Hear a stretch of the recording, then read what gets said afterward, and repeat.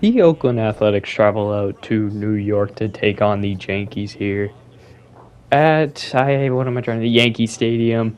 We're 10-14. The Yankees are 14-10. On the mound for the Yankees is Luis Gil, who's having a decent fifth pitcher year.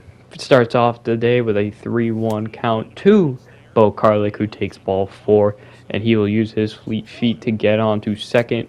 Almora strikes out, but it's a stolen base for Karlik nonetheless, who I don't know how many he has right now, but it's in the double digits somewhere. Next batter up is Austin Meadows, who checks his swing on a fastball inside for out number two. Then Anthony Santander, he dribbles one back to Gil, and it will be a scoreless first inning for the Yankees, despite the runner being in scoring position. On the mound for us today is Brian Mata, and his first batter he'll face is Isaiah Kiner-Falefa. He'll ground one out to Rougned Odor at second base. And we'll take a look at the Yankees lineup, who I don't know how they get better every year. They do lose Aaron Judge, so I guess this year they got worse. But Jock Peterson, Seth Brown, Colin Moran, and Jonathan Villar having great seasons here. Good to great, I'll say. Next batter up is DJ LeMahieu. He takes a walk. So a one-out walk here brings up Giancarlo Stanton.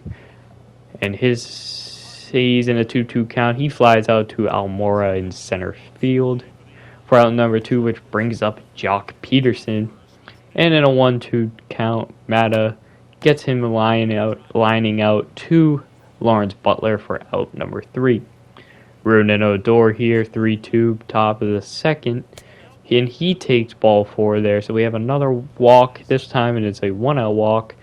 But a 2-1, 2 outs. Tyler Soderstrom up, and he'll rip a single right back up the middle. So now there's two runners on, but with 2 outs, the Oakland Athletics will not be able to capitalize with any runs as Lawrence Butler is up to the plate, and he grounds out, bobbled by LeMahieu, but gets it to first just in time.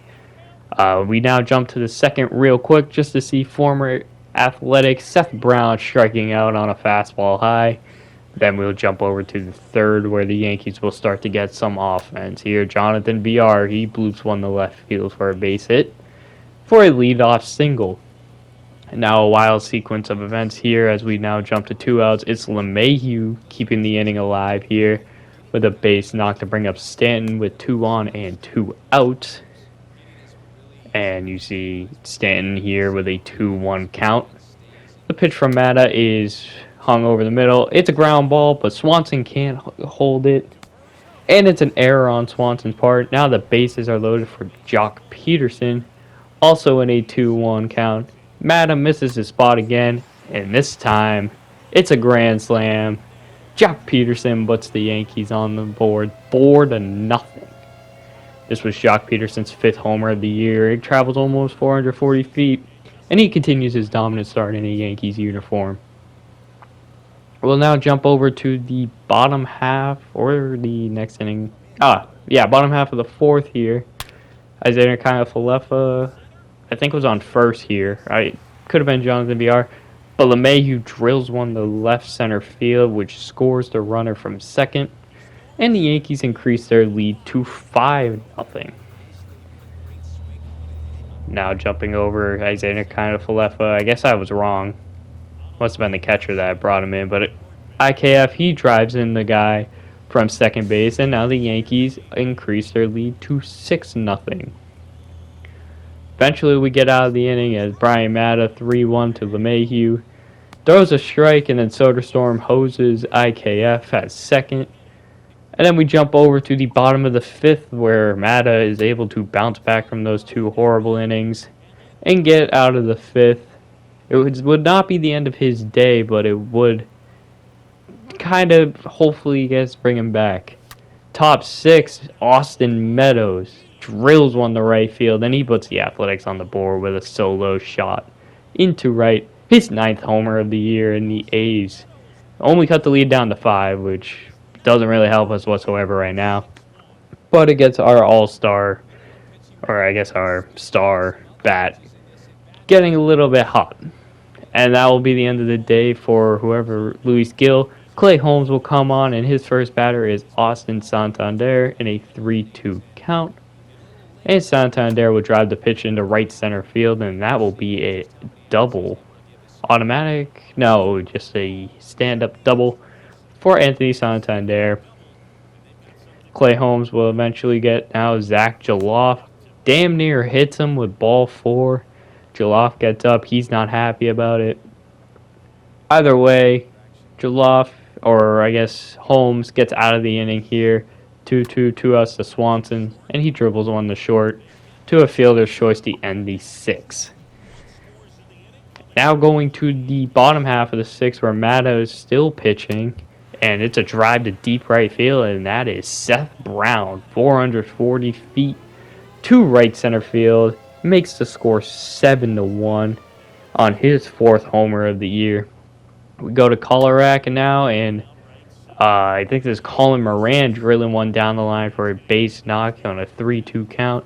He will get into second safely, which brings up the next batter, who is Ben, I don't know how to say that last name, nor do I care to look it up, who will pop up and get out of the inning to end the 6th. We now jump over to the top of the 7th where Lawrence Butler has a runner on first. One down is Nestor Cortez pitching for them, and he walks Lawrence Butler. Going to Bo Karlik now, 3-2 count. And Karlik thinks he looked at ball 4, but it was pretty clearly in the strike zone. Next batter would get out, and then Austin Meadows would strike out later that inning. So Cortez bounces back. Colarac now facing DJ LeMahieu, and he drills one to left center field, and that ball will sneak over the fence out there in left center field. I don't know if DJ LeMahieu had a home run before that in the season. It does. 3rd home run of the year. Now we got Stanton keeping Colarac in, and he grounds him out. Or he allows Stanton to get to third base with an error. Big error up in the half of Adam Colarac. He does get into third safely with a 1 down. We'll call upon Kirby Snead after that, and Jock Peterson will ground out to Odor, but it will bring home Stanton, increasing the Yankees' lead to 9-1. Now back on the offensive side, who's been really quiet most of the day with a couple big hits. This time is Zach Jaloff against Nestor Cortez. He drills one to right center field for an automatic double with 1 down, but nothing will result into it as Dansby Swanson will come out with 2 down. Runner at third, he hits a fly ball to center field, but just couldn't hit it hard or far enough.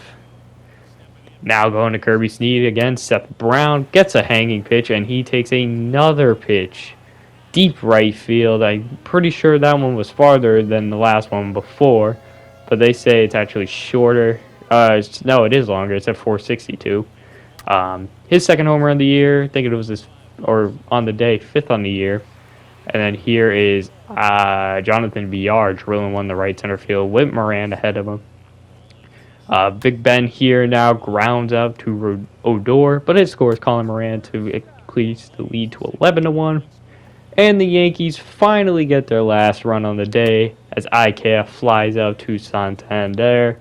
VR tags, and Santander's throw, I think, ends up being off the line. 12-1. Yeah, let's end their offensive day. We'll now go to the top of the 9th, where they still have Nestor Cortez here. Tyler Soderstrom drills one to center or right center field, and he gets his, I guess, bullshit home run at the end of the game here. I don't know. I think it was his 3rd homer. It was his 2nd homer in the year. Next batter is Lawrence Butler, also facing Cortez Jr., and he drills one to right center field, and he also gets his own bullshit home run to end the game here. 12-3 now as Oakland takes back-to-back homers. This one not even close to as far, and it's Butler's 3rd homer of the year. That swing alone for Butler would get his bat starting, as we'll take a look at later this episode and I guess in future episodes. Here, Almora Jr. hit a double with 1 down, and with 2 down, 3-2 count, Santander, he decides he doesn't want to end the game as he drills it to right center field, and he gets an RBI double here to increase, I guess, the deficit or decrease the deficit down to 8, but that would be all. Zach Jaloff will come up, and he will somehow end up not being safe on this ground ball. And the Yankees will win 12-4. Seth Brown wins player of the game as he had a 2-home run day. I think Brian Matta gets the loss. Luis Gil gets the win. Soderstrom, Butler, Santander, and Meadows are our notable players. Seth Brown, Jock Peterson, Jonathan Villar, and LeMahieu for them. Before the next game, we are actually going to make our first trade of this year, sending Christian Pache and Michael Beltre to San Francisco for prospect right fielder Hunter Bishop. Christian Pache was not playing for us, and he was not happy with his situation. And with the young guys that we have in center field, and the lack of depth we have in right, Hunter Bishop was a guy I liked. He was dominating in AAA. Pache wasn't doing well in AAA, and he just didn't like the situation. And to make it a little more sense, we added Michael Beltre to the trade. He's doing all right in AA. I guess not the best, but not the worst. But now we got Hunter Bishop, who will be playing in AAA for us now.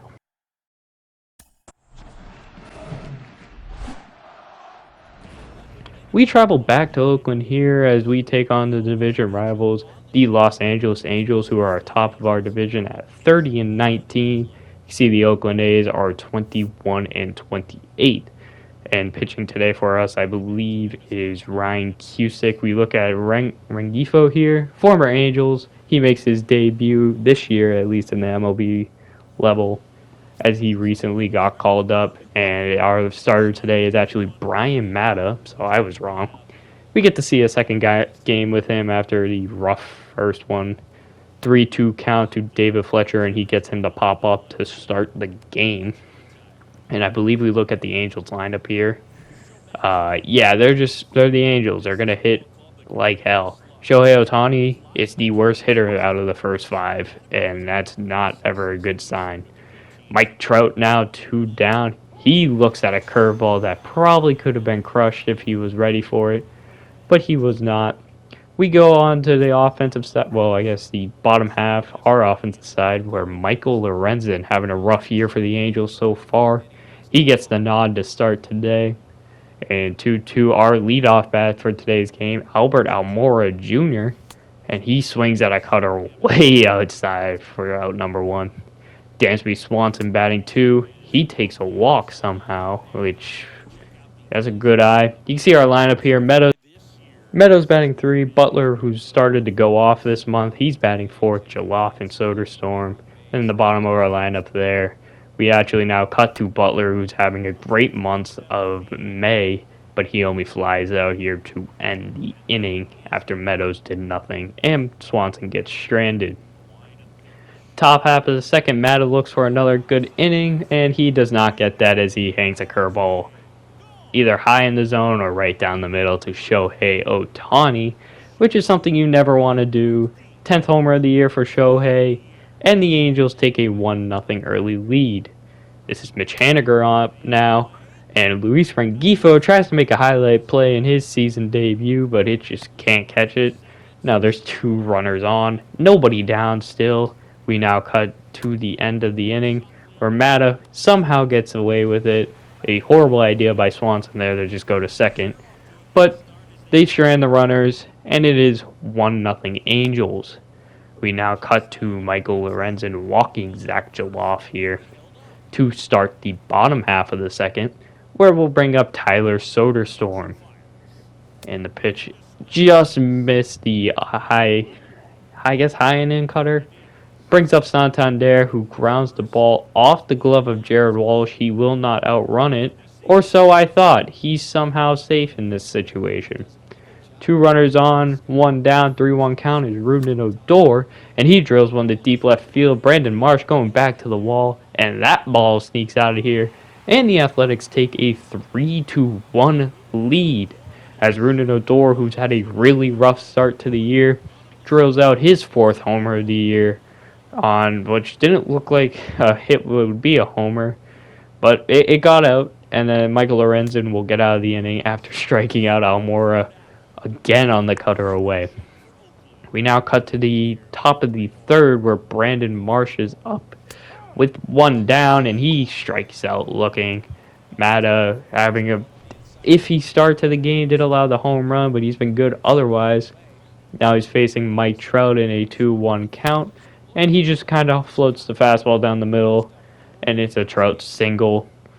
I mean, that's two pitches Trout should have done a lot of damage with, and he doesn't. But Shohei makes up for Trout both times, as both times Shohei has showed up this game, or a plate appearance. He drills it to right field for a homer. His second homer of the day ties the game, and later that inning, 2 runners on, 2 outs. Aledmus Diaz will drive in a run and give the Angels a 4-3 lead. And they would not die there. Christian Vasquez, or I guess it would die there, flies out to Rengifo, who I think had the other 2 outs this inning too, so he had a busy inning there. Now cut to the bottom of the third with a runner on, and Zach Jaloff gets a single here with 2 outs. And now there's runners at the corners. Angels, or the Athletics, will try to take advantage of this situation. Tyler Soderstrom now, 3-1 count. He takes ball 4 to load the bases for Santander, who is having a rough start, but he's still one of the better hitters on our team.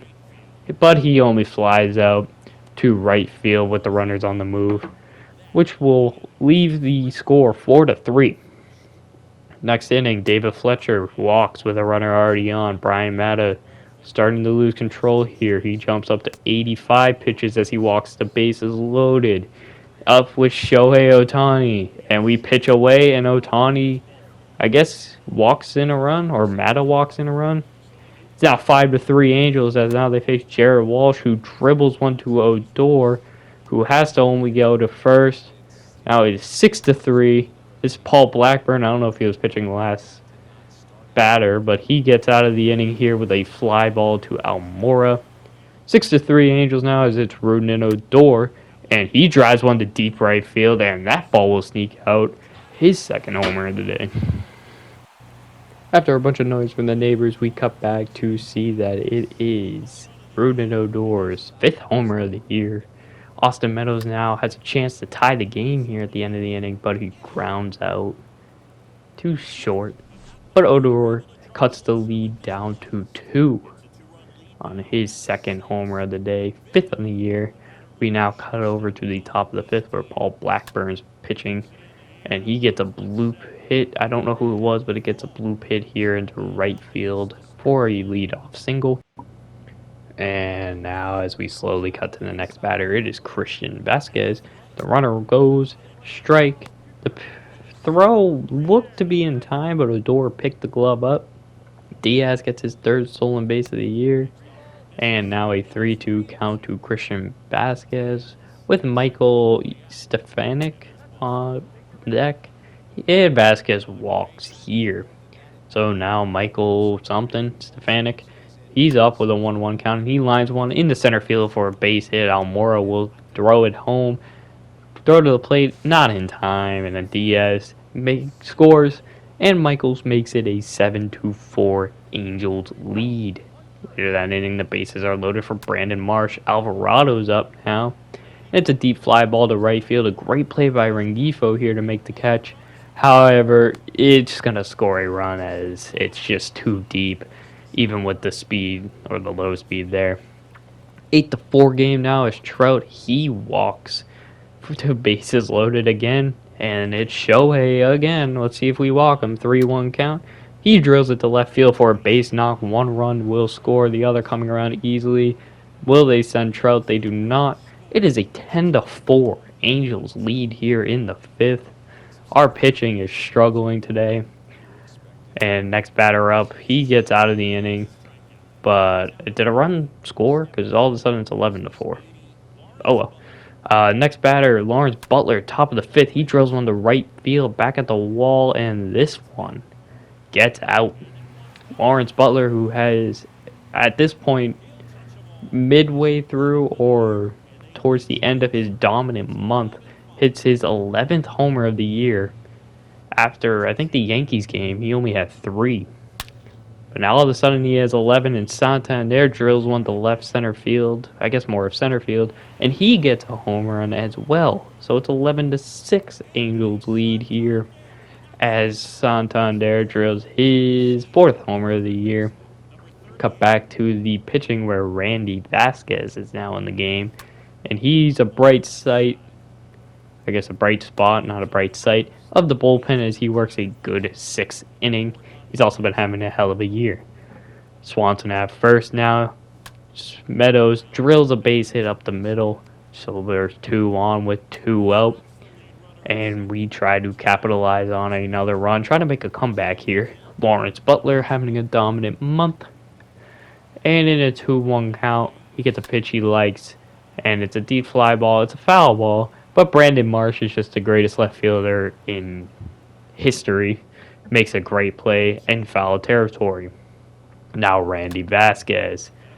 He gets Trout to pop up at the end of the inning, and Butler says, anything Marsh can do, I can do better, as he runs it down in foul territory now. Bottom of the 7th, 2 on, 1 down. This is Rudin Odor drilling one just outside the warning track. We test Trout's arm for some reason. I don't think I'd ever do that again. But he advanced to run to the 3rd with 2 down, leading to Luis Rengifo, 1 for 3 today. I don't remember his hit. I don't even think I showed his hit, so that would make sense. 1-1 count against Michael Gibbons. He drills one up to center. It just hangs up way too much against Mike Trout. And we go now to the next inning. Top of the 8th, Haniger up. Randy Vasquez was pitching a gem. And just the last batter he was probably going to face on the day, Haniger drills it to left field to increase the lead to 12-6. Haniger's 5th homer of the year. And then we go to Aledmus Diaz just trying to sneak out of this inning. Vasquez will make a good play here, not cause an error like Kolarek does, and pitch for 3 pretty strong innings. Now bottom of the 8th here, same score, 12-6. Almora Jr. hits one to right center field for a base knock. Easy double, but Trout misplays it, so he's now going to round second, head to third, doesn't care about the arm in right field, and he gets his first triple of the year here with, I guess, a leadoff triple. 3-2 now, it's Dansby Swanson. And he drills one to center field, and let's see if this crazy son of a bitch Almora runs on Trout. And he will. Trout makes the catch, throws it home. It is just off the mark and not in time. It is now 12-7. Now we head to the top of the 9th. 2 runners on with 1 out. It's a fly ball to left field. It's Santander. Runner will tag, and Santander just can't find the mark. Honestly, it probably would have been thrown out if it was on the mark. But that would end the game there. It's 2 runners on. Rengifo will ground out to the game-ending ground out. And the Angels win 13-7. Believe the player of the game goes to Shohei Ohtani. I really hope so. As the loss goes to Brian Matta, I think the win goes to Michael Lorenzen. Could be wrong there. It's Jaime Perea. And we just didn't really have good pitching in this episode or this game.